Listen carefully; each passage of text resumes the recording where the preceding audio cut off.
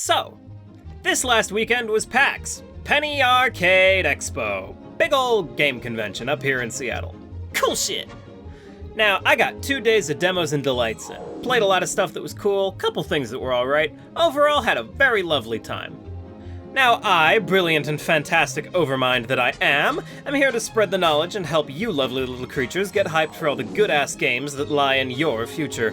Gaze into my crystal ball and look upon the wonderful things you will be playing in the coming months. We're gonna build toward my favorites from the show, so let's start off with a round of, that's neat.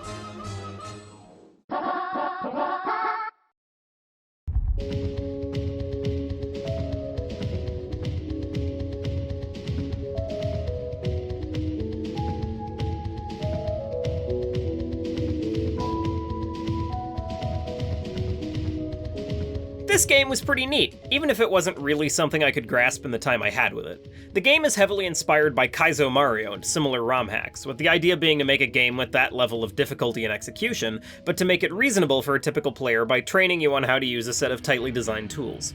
Each level I played introduced a new use for the core mechanics that snowballed one by one until the game was throwing crazy shit at me, and I could actually process what it was asking me to do, unlike a lot of those Mario hacks where it just becomes complete visual nonsense to me.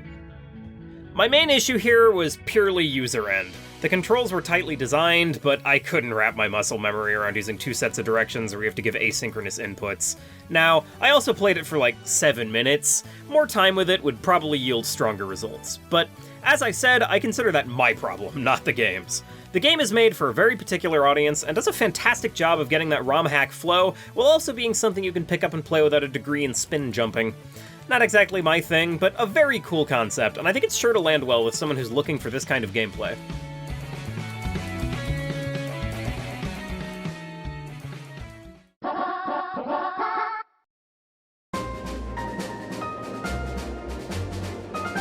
This is one my boyfriend was seeking out at the show.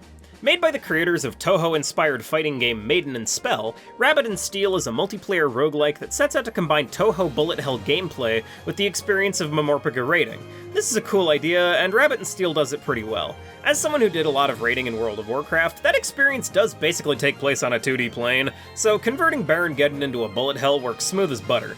It's also a very good idea to take the mechanics of MMO raiding, like positioning, cooldown management, and gear selection, and put them in a game that isn't an MMO. The art style and presentation were quite nice, although I couldn't appreciate any music or sound design due to being in a loud, sweltering basement. The game feel is also a little odd, with it being unclear what any of my abilities actually did until I triple-checked the sheet they had under the demo kiosk.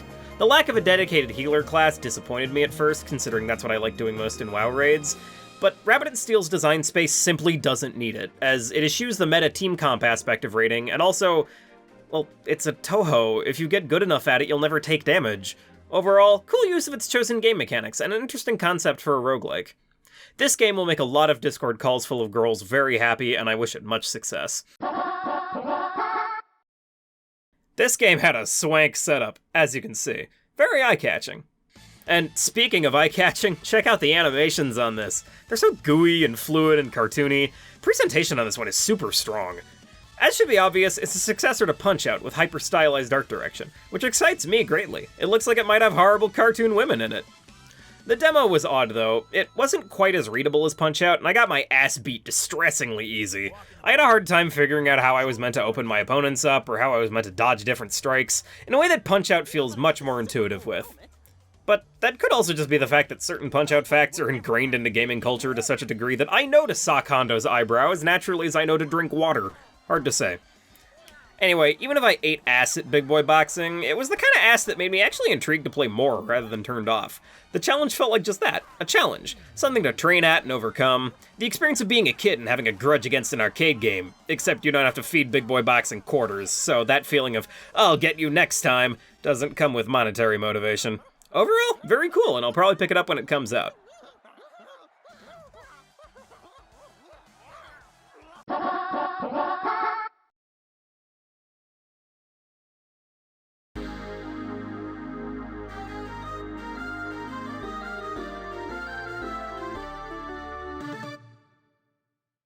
This marks the first one that I was genuinely very excited for. Arzette and the Jewel of Faramore is a love letter to the CDI Zelda games of all things, aiming to capture the wonderful jankiness of their presentation and direction, while having gameplay that doesn't suck on ice. Considering you play it with an actual game controller and not a glorified DVD remote, it's already off to a good start, but the demo I played felt smooth as butter. Wait, did I already say something felt... God, what the fuck is it with me and butter in this script? God damn. Platforming, attacking, it all felt great, and showed that the charm of the CDI games can be brought forward to an actual experience. Also, the animations are quite fun. Arzette herself is very cute, and the smug dipshit CDI energy suits her well. I look forward to seeing more of her, and of the clear passion for the material that's gone into this game. It's cool to see someone dedicate time to trying to improve on something bad and make something genuine and original by iterating on something bizarre from gaming history. Also, the developer was the one running the demo, and he was very cool. He clearly cares a lot about the material he's working off of, and talking to him was quite nice. This is one of the games that I'm really looking forward to, like I said, and would heartily recommend for anyone who enjoys a good dinner. Coming soon to your interactive multimedia system. Pay with something, will ya?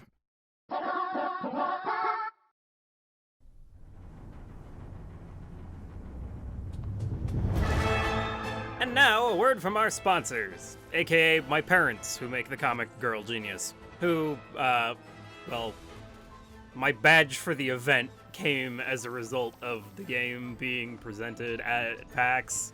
Like, I had an exhibitor badge, so, like, I can't really speak on this game at all. I'm too close to the production of it, and therefore I can't give an unbiased opinion. That said, it's so good. You should go buy it on Steam now!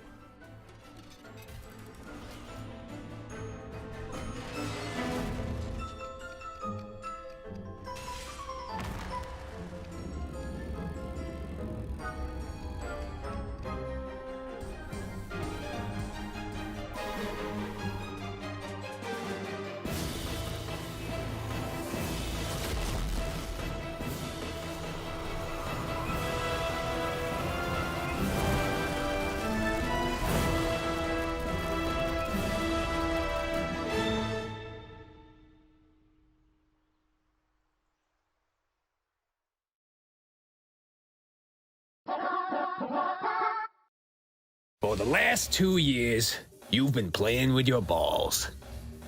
But now, it's time to blast!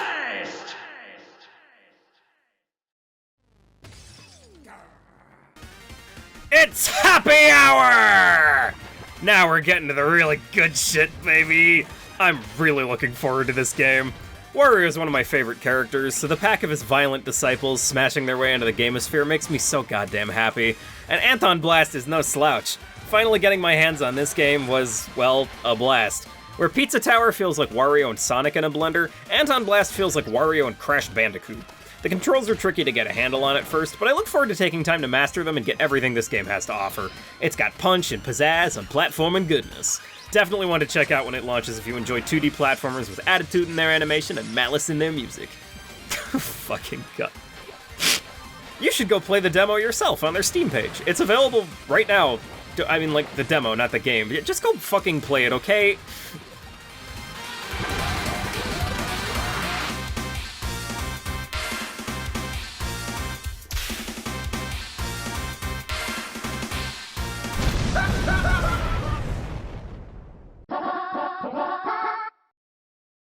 And speaking of cartoony violence and attitude, make way for Captain Wayne. This dukely voiced sea captain captured my heart right away thanks to this delightfully scuzzy art style that hits the right combination of SpongeBob and Lupin. And the gameplay is a lot of fun. Clearly built with GZ Doom at its core, this shooter is focused on moving fast and arms you with a mighty boot to kick enemies around. Most of the weapons use different ammo for Captain Wayne's mechanical arm, too, which gives even things like the shotgun and Molotov a gleeful brawling feel to them. My one complaint is that the game's difficulty is more than a little high, and the game knows it, as it directly advises you to quick save often. I feel like if the game directly tells me to save scum, there's a bit of a problem with the difficulty tuning. Who knows though, maybe spending more time with it will cause me to grow better at it, and that will fade in the background. Overall, the cartoony style, gleefully stupid humor, and delightful violence of it all won me over hard. I hope the finished game manages to pack in even more gags and artistic expression. It's really crying out for an animated emotion meter, like Doom or Pizza Tower. This one also has a demo on Steam. Go check it out for yourself, it's really good.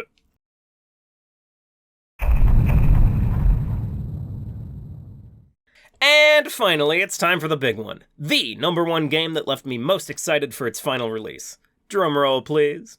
Yes, of all the scrappy little indie games I played this weekend, none of these passionate little self-published gems left me more jazzed up than...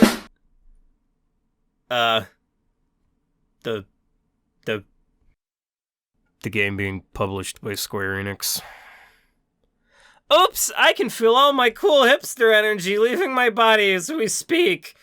But whatever, as I said, Square gaming for fun will be obsolete. Enix is only publishing the game, so I'm okay with saying it. Little Goody Two Shoes is my most exciting game of PAX. Developed by Astral Shift, who deserve the actual credit for this delightful game, Goody Two is an RPG Maker-styled game about Elise, a girl in a small German town with a mysterious family history, bedeviling nightmares, and dreams of fortune that might take more than a little dirty work to achieve. The gameplay is based around making choices on how to spend your days, choosing what chores to do and what girls to romance, and exploring and solving puzzles in a nightmare world that reminds me warmly of, as I said, RPG Maker. There's intrigue and spooky questions about everything from the nature of Elise's grandmother, the dream world, and the mysteriously beautiful red shoes Elise digs up in the garden that send her into a mad trance of self-indulgence when she puts them on.